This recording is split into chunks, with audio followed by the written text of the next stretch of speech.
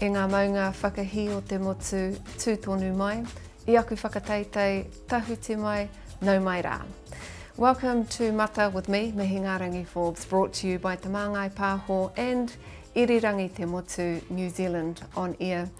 Today we bring you an exclusive interview with Green Party co-leader Marama Davidson. E te tuakana tēnā rawa atu koe. Kei te pihia. Kei te ora tonu mihi. Nei rā te mihi ki a koe. I'm really honoured to be here and have this kōrero with you.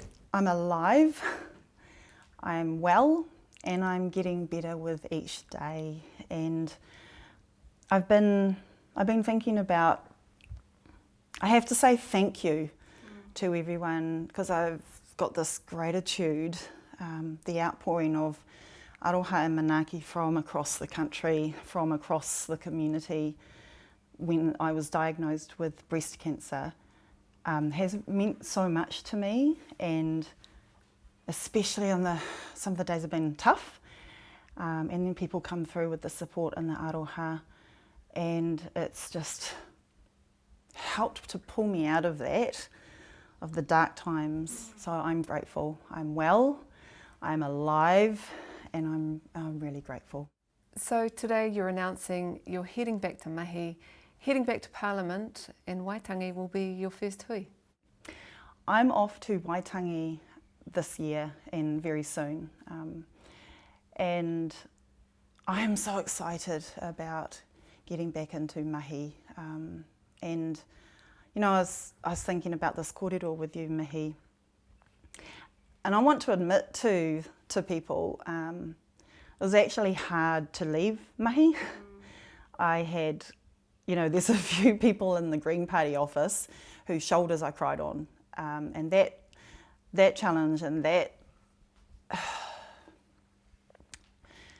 interruption was to my work. It was really hard to deal with, and putting down the tools. It was really hard to deal with, so it was hard to leave the Mahi. I'm excited to get back. I'm excited to get up to Waitangi, be with the people, and whakamana te tiriti o Waitangi. That will be my first public outing at all since I have been off work. It's an interesting point you make, and I think that people will be able to relate to that, having to put the tools down, feeling, you know, annoyed really that your mahi has been interrupted, you know, by māwiwitanga. Was it important though to learn that lesson? Oh gosh, there was a bit of deniability. There was a bit of denial in there, Mihi, of course. The actual cancer diagnosis took some time to sink in. My mahi has meant so much to me. It's given me such purpose. It's given me a chance to be a part of the kaupapa of protecting mokopuna, protecting whakapapa. So the thought, and I've been doing this for some time now, so something out of my control telling me that I had to put the tools down, holy heck, I didn't know how to comprehend. It took me some time to come to terms with that. I tell you, after my very first surgery, that put that to bed. Immediately I was aware I am not going to be able to work. I have to focus on my well-being and my whānau, and that's all I'm going to have room for. But that is also why I'm ready and excited to be getting back to work, because that purpose, feeling part of a collective vision for an Aotearoa, that where we look after each other. What a privilege this job, what a privilege to be a part of the mahi. And yeah, I'm excited to get back. I'm understandably nervous too. The pace of Parliament and politics is a very different one from where I've been focused these past months. But I know I've been doing that job for a while, the job of being in politics, so I know what to expect. You're an intelligent woman too, so you work in areas of health and research with your job, so you'll know the stats. Māori wahine are a third more likely to pass away in the 10 years after the diagnosis. That's right. Does that weigh heavy on you? Always. before I was diagnosed, those inequities and injustices actually, those were already right on my radar, right? It's something that has been important to the Green Party is the system actually isn't the same for everyone, and those are the solutions that I'm proud to be a part of. But even more so, I feel the privilege of still being here.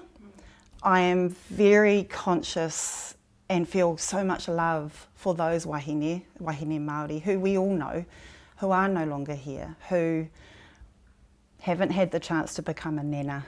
And you know, my mokopuna have been such rongoa, such an integral part of my healing. And I think about what we need to do together so more of our wahine can reach the fullness of their lives, whatever that may mean, whether it's to become nana or whatever.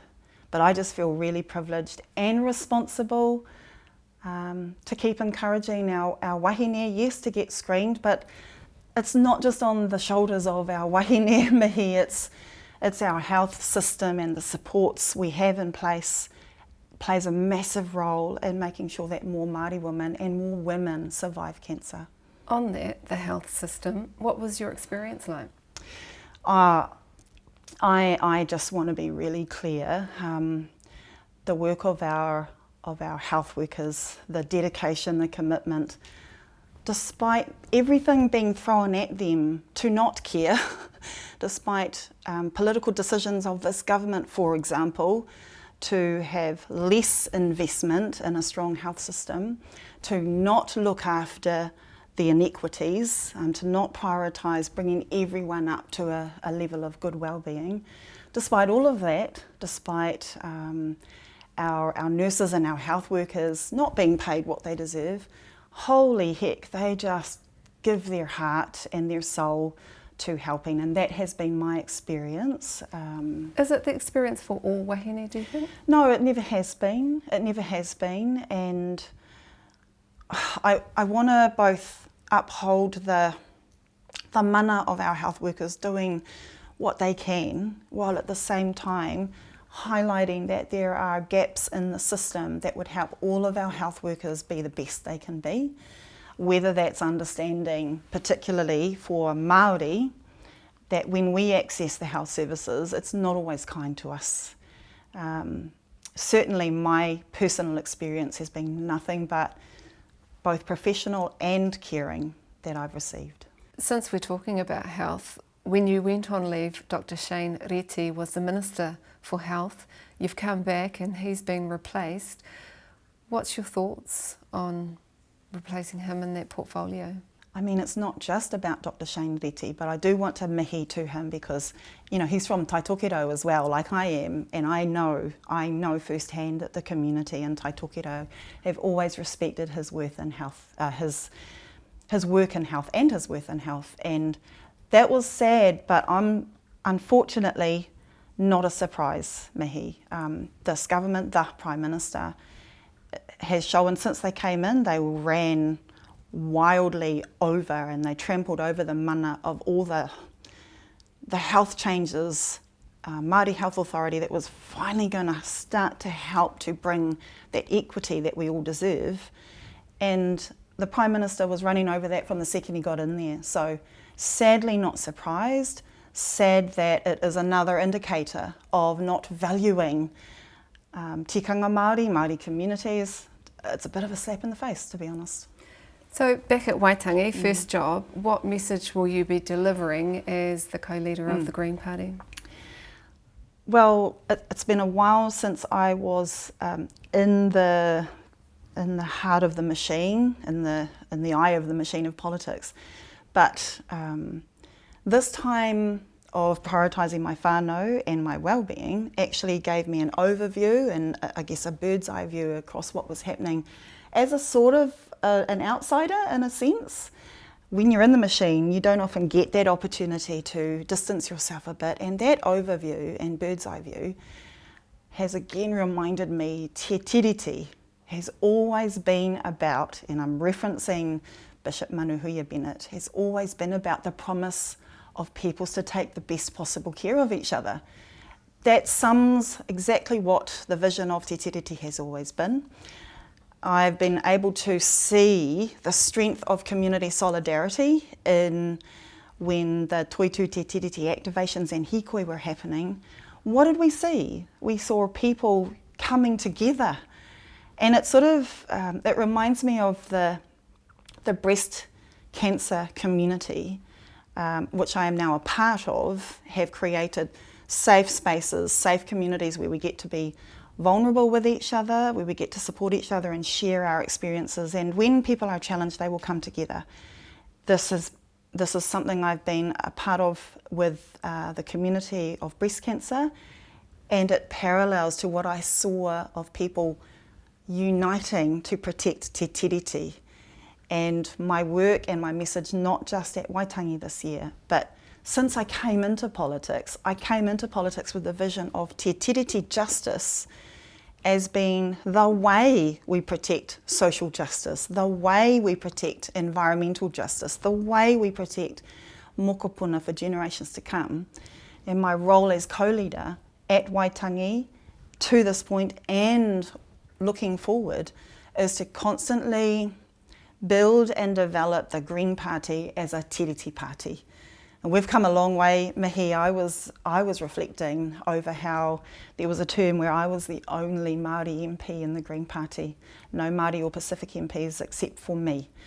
Today we have the largest mātāwaka, largest Māori caucus ever in the Green Party, and there are so many achievements. I'm proud of the work we have done to keep developing and being proud of ourselves as a tiriti party, and there's work to do as well. So up at Waitangi, with my people of the North, I will be reinforcing the pride in the unity that I have seen, particularly rangatahi lead across the country, to protect tiriti justice.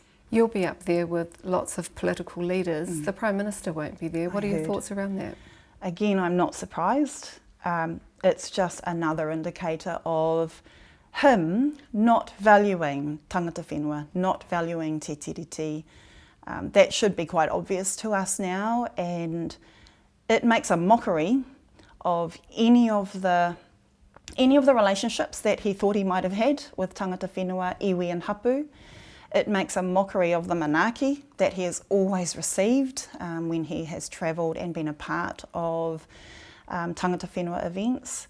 And again, it's not surprising. We can uphold te tiriti without the Prime Minister.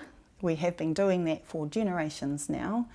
A bit of respect would have been more than warranted, but our work to fight for tiriti justice will continue regardless. I saw you in your backyard keeping safe when the hikoi was happening, posting. Yeah. What was that like watching from the sidelines?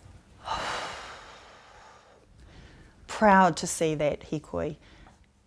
So it was infectious, the vibe. I couldn't stop watching and listening to the movements around the country, the hikoi around the country.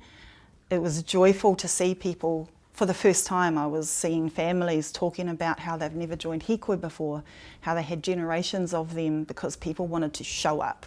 People wanted to show solidarity, and it has united communities in a way we haven't seen in a long time.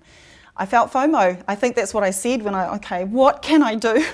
I went rushing to find my tino flag and stay in my safe backyard, but it was infectious, and I wanted to be a part of the energy, the positive vibe. It was aroha.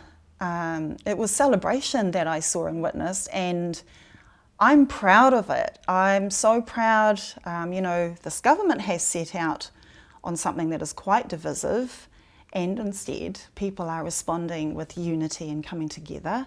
That's exactly what I have experienced with the community of people with breast cancer. When times are tough, you come together. When te tiriti is being challenged, we've come together, and that excites me. 2024 kicked off with Hui a Motu and Tūrangawaewae, tens of thousands of people. Then it continued throughout the year. Then the hikoi, the biggest you know, arguably the largest protest in the country ever. And right now, a year later, from the beginning of that first hui amotu, we're having the hearings for the Treaty Principles Bill. And also at the same time in Parliament is the Regulatory Standards Bill. What do you make of that one? Some say that the Treaty Principles is the red herring and this is the real one. What are your thoughts? They are connected. The Treaty Principles Bill, the Regulatory Standards. What they are doing, what I want to say about is they are destroying the protections. That's what the Regulatory Standards is about, and they are connected.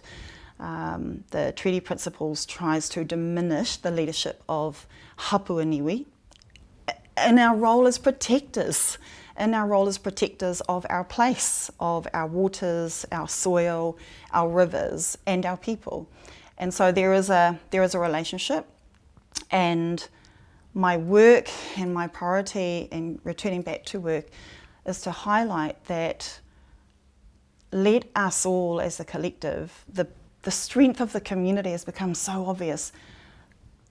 No wealthy donors and no single political party can diminish the strong relationships between tangata whenua and tangata tiriti that have been built over generations and decades that we are seeing now. We are seeing people want to protect our place and protect each other and care for each other. And these harmful bills and legislation that are being proposed by this government, they're just a threat to open up our land to market forces and have a priority of profit. That's what those bills are about. That's what they are trying to liberate, is to have just a really single and short-term focus on profit that will only benefit the few rather than our broad communities. The last 18 months has probably been one of the toughest years the Greens have ever seen. Yes. Cecil Collins passing away, Yes. Elizabeth Kerekere, Darlene Tana, Julian Genter, Golriz. Yeah. What do you put it down to? What went wrong?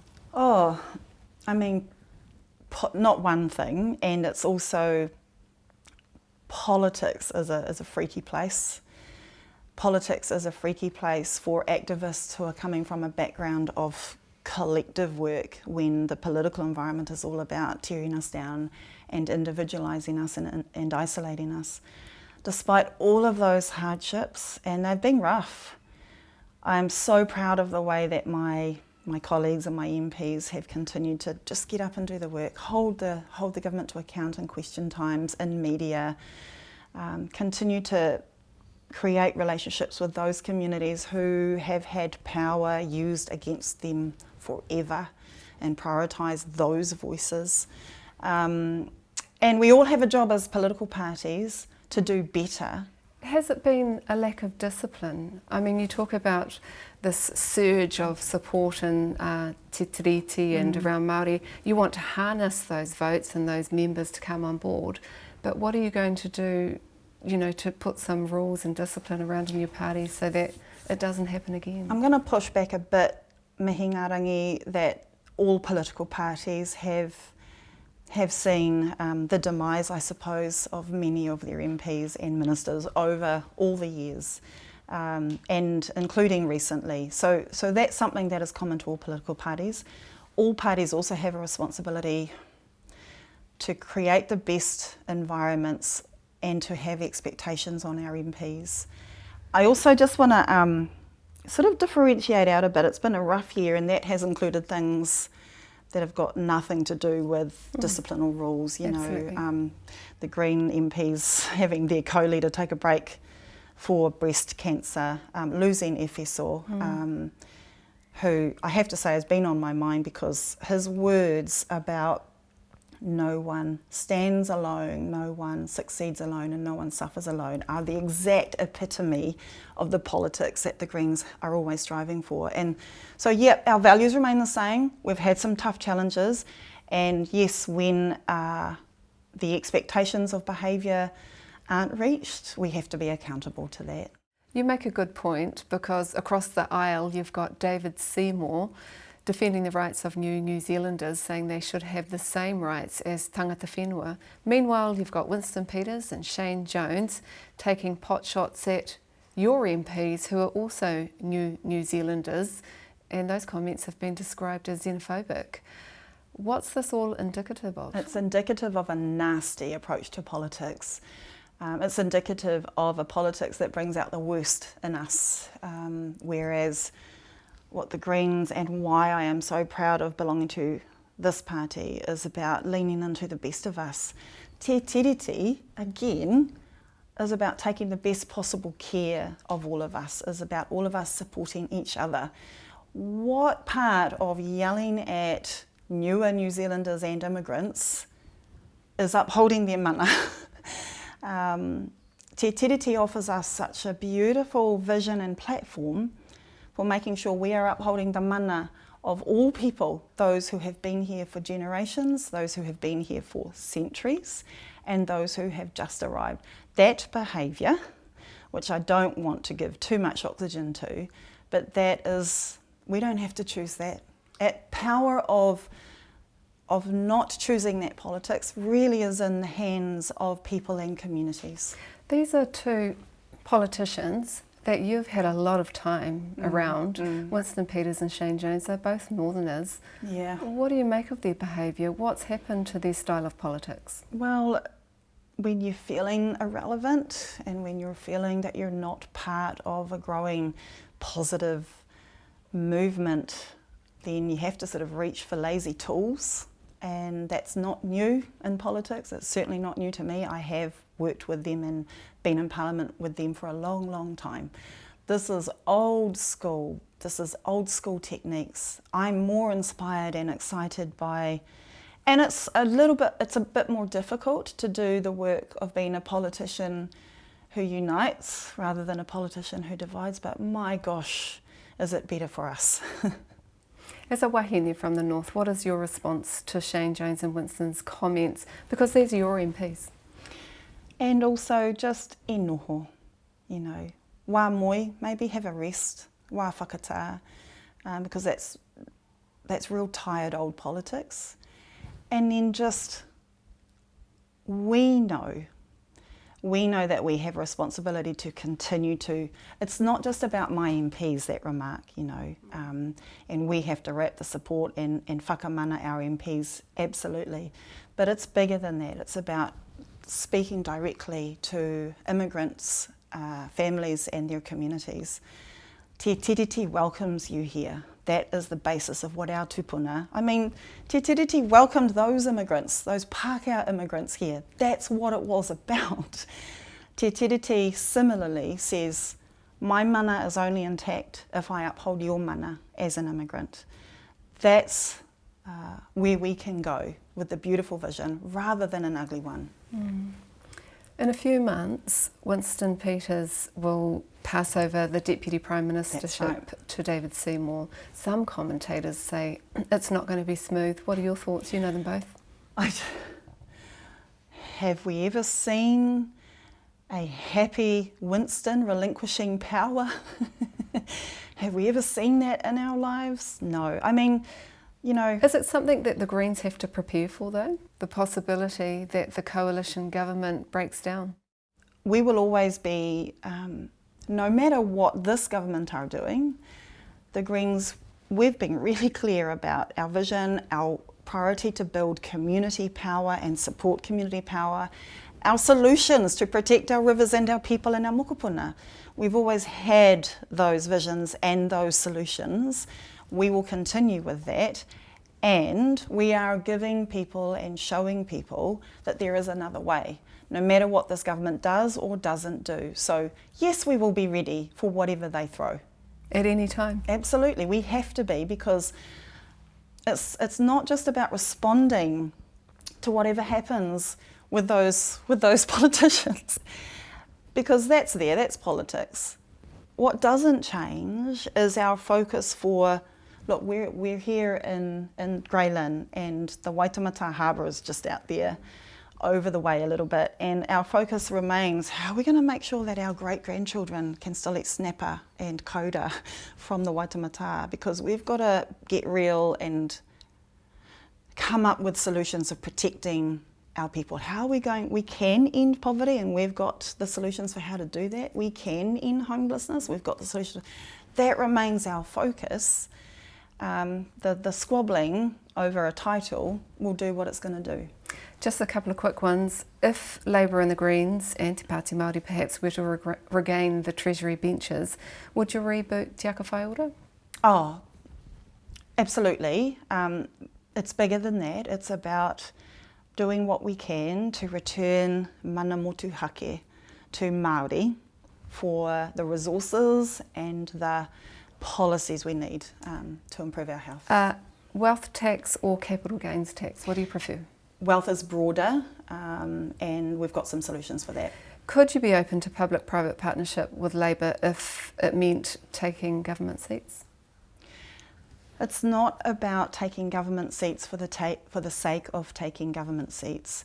It's about how do we ensure that we are protecting our place and each other for mokopuna to come. So the Greens have always been clear, power for the sake of power is not our goal.